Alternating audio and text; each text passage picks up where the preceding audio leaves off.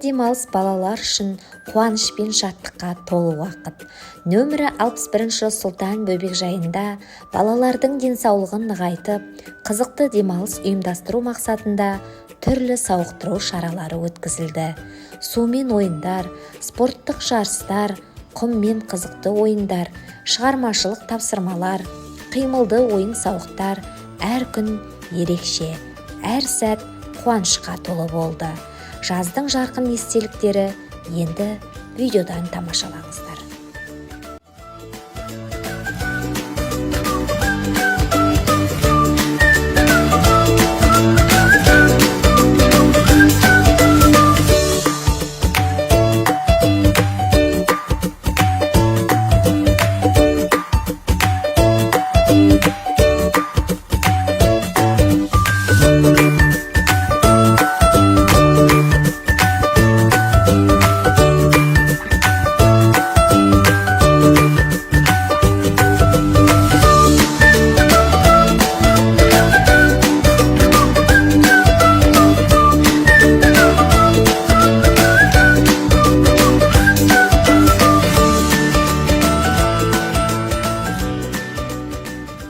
Жазғы демалыс тек қызықты ойындармен ғана емес, мазмұнды іс-шаралармен де жалғасын тапты.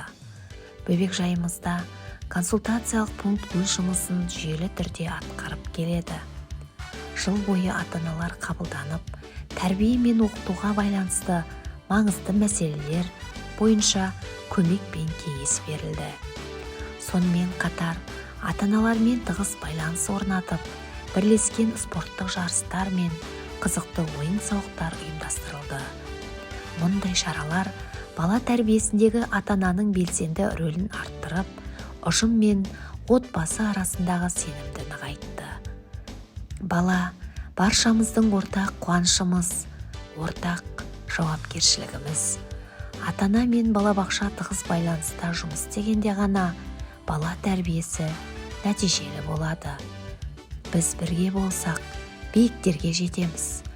Алдағы уақытта да осындай игі істер жалғасын таба берсін. Балаларымыз аман, болашағымыз нұрлы болсын.